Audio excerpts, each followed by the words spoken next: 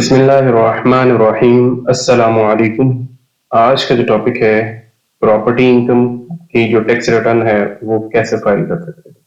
मतलब जिन लोगों की इनकम है, जिनका सोर्स ऑफ इनकम प्रॉपर्टी से आता है, उनकी जो रिटर्न है वो कैसे फाइल करेंगे, आज की इस वीडियो में सीखेंगे। वीडियो स्टार्ट करने से पहले चैनल को सब्सक्राइब करें, लाइक करें, शेयर करें, बेल आइकन को लाजमी क्लिक करें ताकि हमारी आने वाली हर नई वीडियो आप तक सबसे पहले पहुंच सके। तो वीडियो स्टार्ट करते हैं। गूगल पे आएंगे, यहाँ पे हम लिखेंगे FDR आयरस। यहाँ पे देखें आयरस 2.0 है, यहाँ पे क्लिक करेंगे।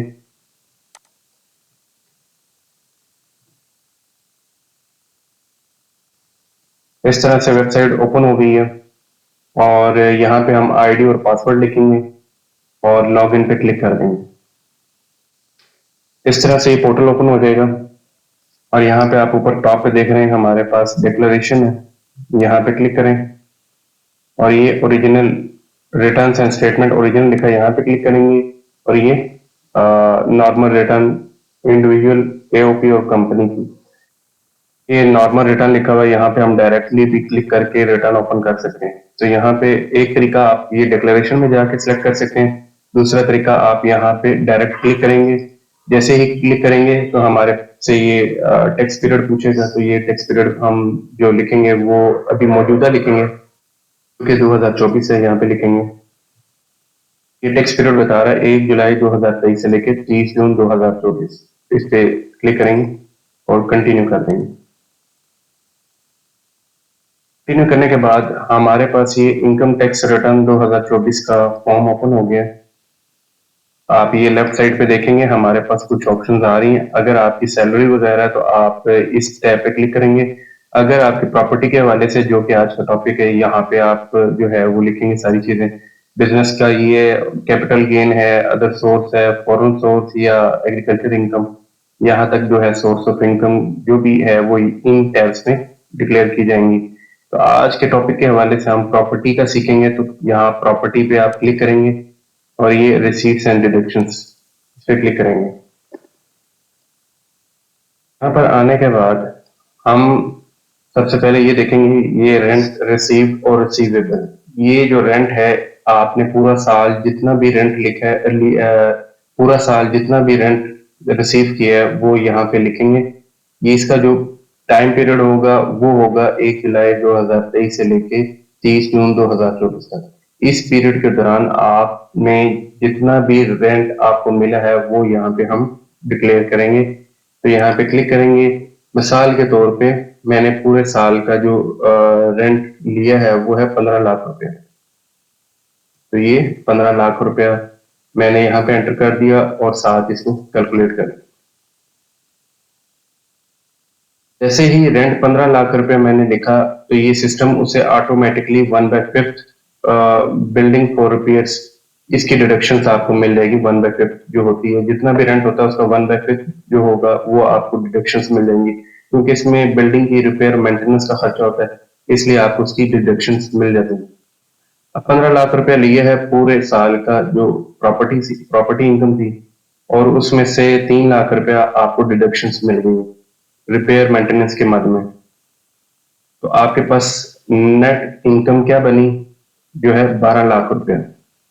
हम चलते हैं यहाँ पे टैक्स चार्जेबल एंड पेमेंट्स में, यहाँ आएंगे और आप ये कंपटीशन पे क्लिक करेंगे।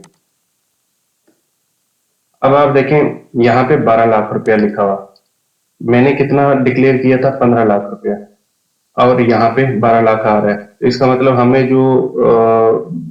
जो इसका डिफरेंस है 3 लाख रुपया, वो हमें उसकी डिडक्शंस मिलेगी किस मद में, रिपेयर और मेंटेनेंस में।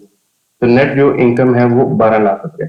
अब इस पर अब ये 12 लाख रुपए देखा जाएगा कौन से स्लैब रेट में आता है। जिस स्लैब रेट में आएगा वो टैक्स लगेगा, ना कि 15 लाख वाला कंसीडर नहीं होगा, ये 12 लाख रुपए वाला कंसीडर होगा। तो स्क्रॉल करेंगे, देखें यहाँ पे जो है पूरे साल का जो टैक्स चार्जेबल बन रहा है वो 75,000 रुपये है।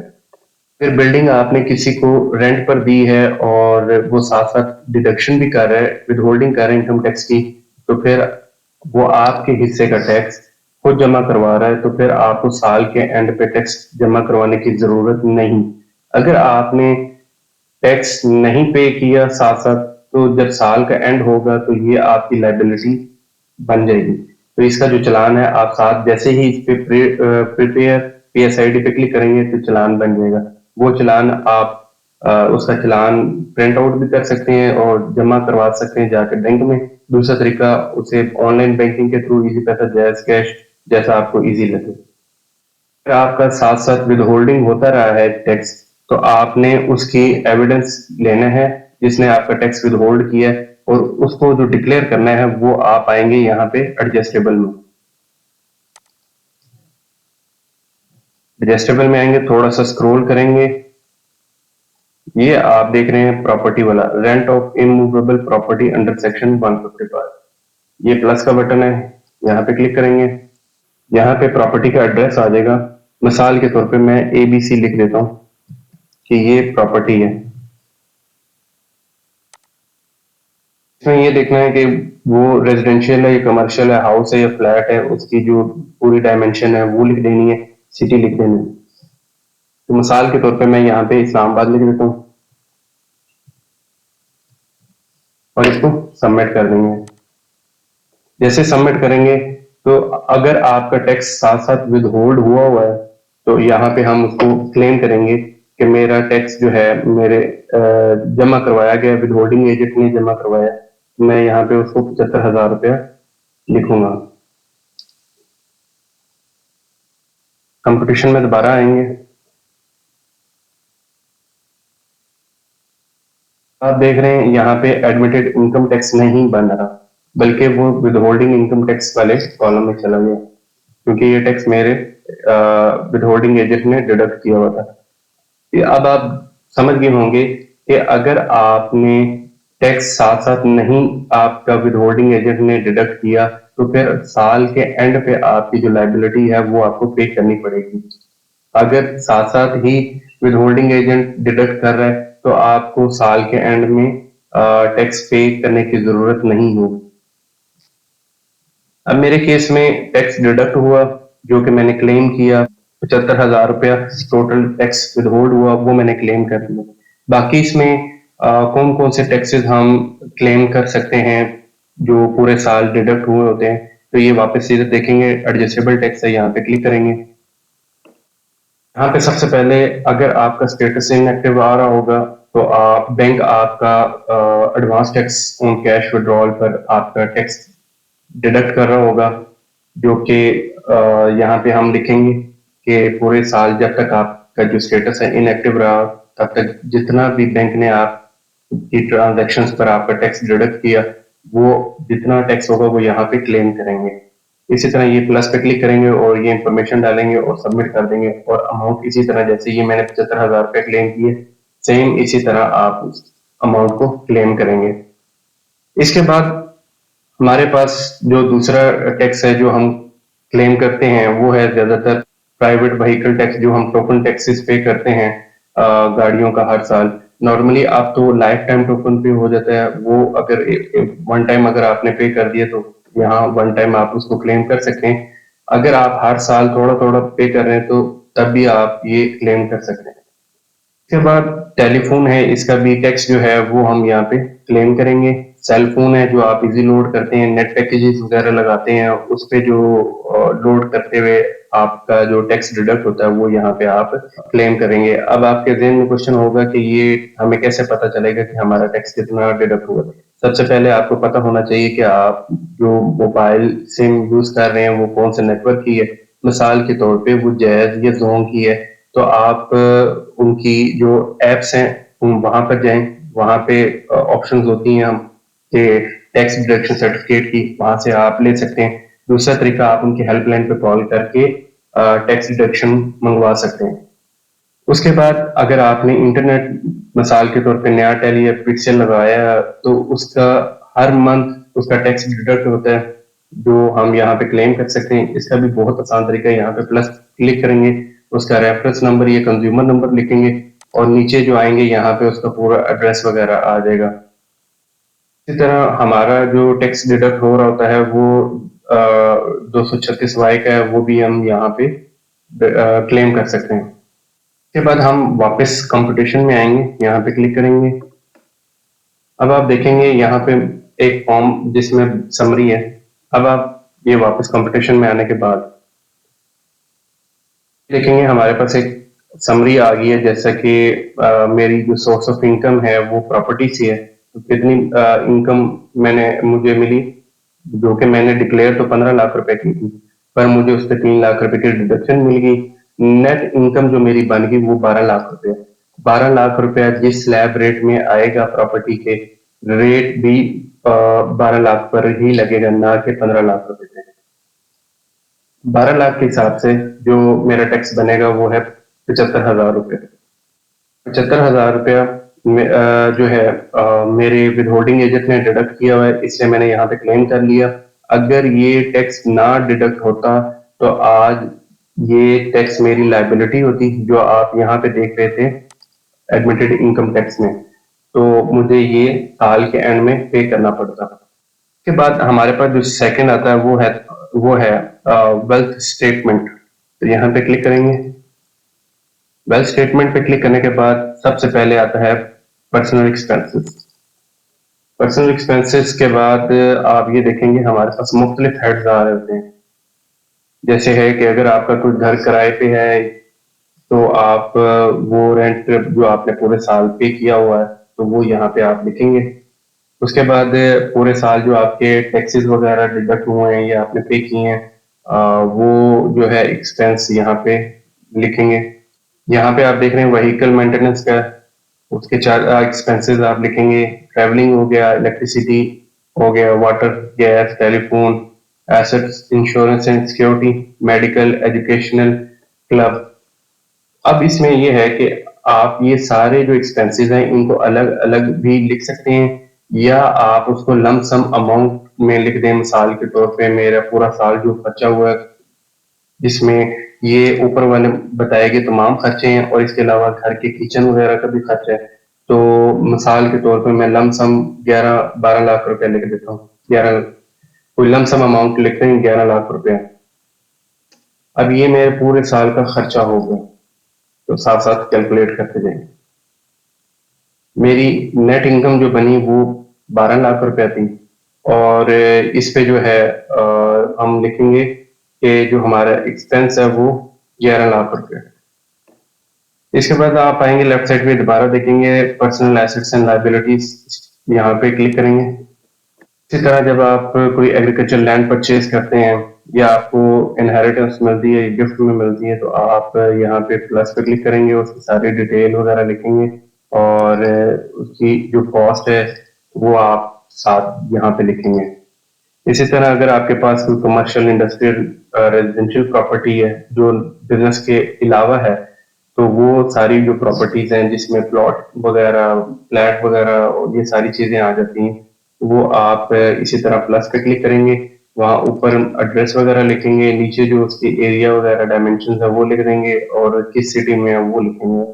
लिखने के बाद सबमिट करेंगे।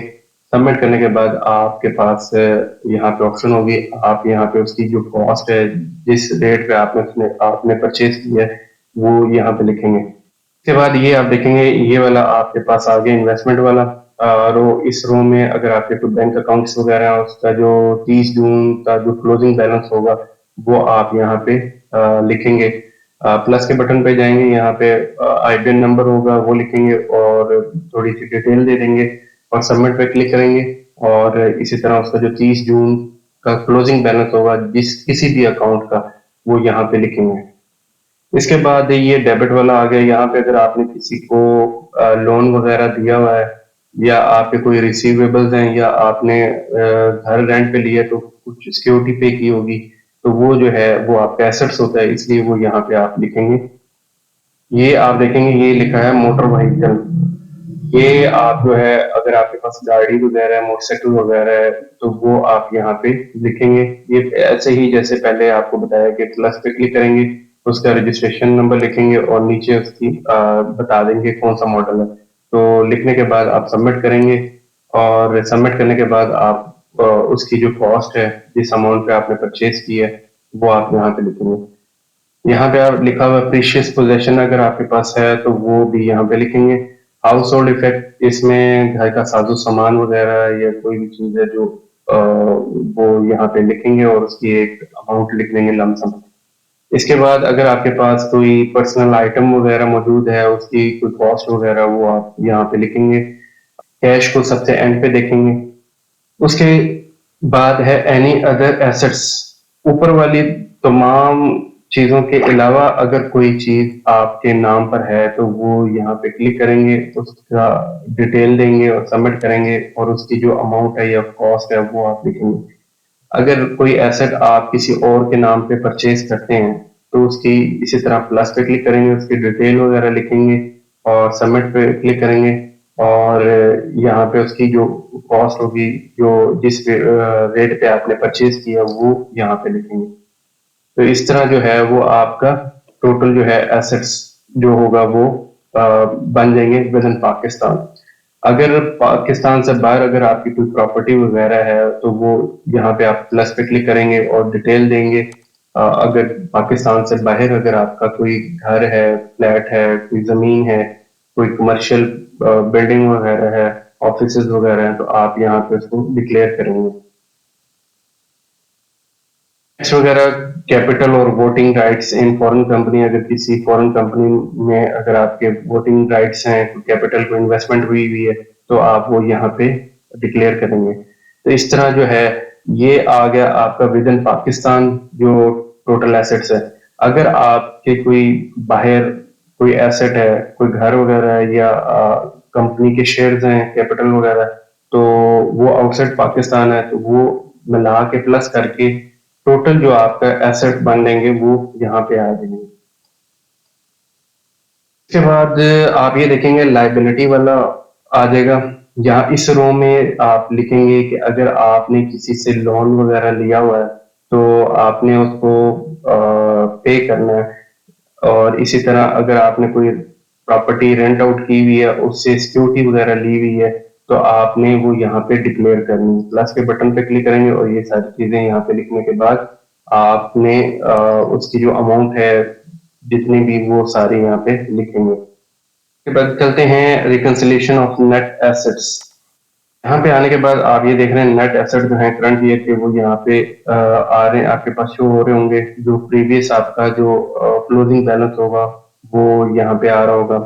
जो प्रीवियस रिटर्न होगी, टैक्स ईयर जो होगा आपने रिटर्न फाइल की होगी, उसका जो क्लोजिंग होगा वो आपके पास यहाँ पे शो हो रहा होगा। उसके बाद हमने बात की थी हमारी जो प्रॉपर्टी इनकम है जो नॉर्मल टैक्स रिजीम में आती है, तो वो यहाँ पे हम देखेंगे कि 12 लाख रुपए जो है वो इनकम मेरी प्रॉपर्टी से आई है, वो यहाँ पे डिक्लेयर करेंगे। इसके अलावा अगर कोई ऐसी इनकम है, इसके अलावा कोई ऐसी इनकम है जो एग्जाम्प्ट है, वो आप यहाँ पे डिक्लेयर करेंगे। और अगर कोई ऐसी इनकम जो फिक्स एंड फाइनल उस पे रेट लगता है, फाइनल टैक्स रेजिम में आती है, तो वो जो इनकम है वो यहाँ पे डिक्लेयर की जाए। रेमिटेंस वगैरह अगर आपके पास आ रहा है अकाउंट में, कोई बाहर से आपका रिलेटिव भेज रहा है, तो जितनी पूरे साल की रेमिटेंस है, जो टैक्स पीरियड है 2024 का, इसका जो टाइम बनता है 1 जुलाई 2023 से लेकर 30 जून 2024, इस पीरियड के दौरान अगर आपके अकाउंट में कोई फॉरेन रेमिटेंस वगैरह आती है लीगल वे में, तो आप वो यहाँ पे डिक्लेयर करेंगे। अगर आपको विरासत में कुछ चीज मिली है और अगर कोई कैश में मिला है या कोई जमीन मिली है या कोई अमाउंट है, तो वो यहाँ पे डिक्लेयर करेंगे। नेक्स्ट है गिफ्ट वगैरह भी इसी तरह आप सारी चीजें लिखेंगे। ये जो ऊपर वाला कॉलम था ये आप देख रहे हैं, ये इनफ्लो है। जो आपके पास पैसे आए, चाहे वो एसेट हो, कोई भी चीज हो, वो आपका इनफ्लो बन गया। आउटफ्लो जो होता है आपके एक्सपेंसेस वगैरह। ये जैसे मैंने बताया कि मेरे हाउस होल्ड एक्सपेंसेस हैं, इसमें सारे एक्सपेंसेस शामिल हैं, जैसा कि इलेक्ट्रिसिटी का है, गैस का है, एजुकेशन का है, मेडिकल का है, मतलब सारे जो एक्सपेंसेस हैं, किचन के एक्सपेंसेस सारे मिला के वो ये आउटफ्लो में आप देख रहे हैं, ये वो एसेट्स हैं और सॉरी एक्सपेंसेस हैं, ये वो सारे एक्सपेंसेस हैं। इसके बाद अगर कोई आपने किसी को गिफ्ट दी है अपने रिलेटिव्स को, वो जो अमाउंट होगी वो आपने यहाँ पे डिक्लेयर करनी है।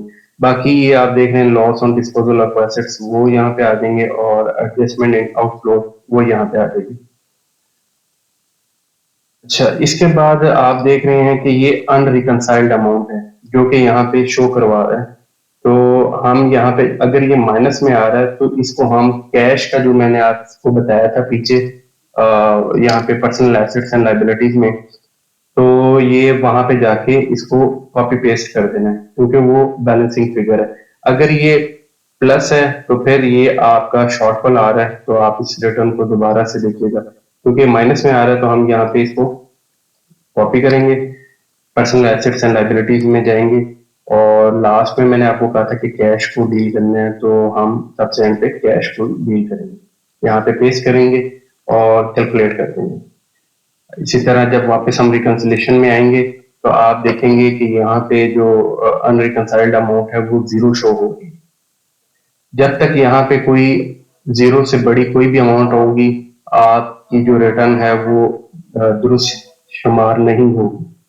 ठीक है, इसके बाद सारी चीजें चेक करने के बाद आपने सेव पे क्लिक करना है और सबमिट पे क्लिक कर देना है। जैसे ही सबमिट के बटन पे क्लिक करेंगे तो ये आपसे 4 डिजिट पिन मांगेगा, वो आप 4 डिजिट पिन यहाँ पे लिखेंगे और सबमिट पे क्लिक कर देंगे। इस तरह जो है वो आपकी रिटर्न सबमिट हो गई। उम्मीद है आज की वीडियो आपको पसंद आई होगी। इंशाल्लाह मिलते हैं नेक्स्ट वीडियो में। अल्लाह हाफिज।